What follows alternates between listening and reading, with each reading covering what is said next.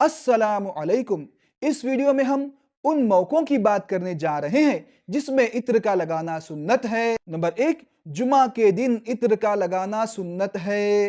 Number 2, दोनों ईद के मौकों पर इत्र का इस्तेमाल करना सुन्नत है। नंबर 3, तहज्जुद में जब आप बेदार हो उस वक्त इत्र का लगाना सुन्नत है। नंबर 4, वुजू के बाद इत्र का लगाना सुन्नत है। नंबर 5, एहराम के वक्त इत्र का लगाना सुन्नत है। नंबर 6, कुरान करीम की तिलावत करने से पहले इत्र का लगाना सुन्नत है। नंबर 7, पढ़ने पढ़ाने के मौके पर इत्र का लगाना सुन्नत है। नंबर 8, जिक्र से पहले जिक्र के वक्त इत्र का लगाना सुन्नत है।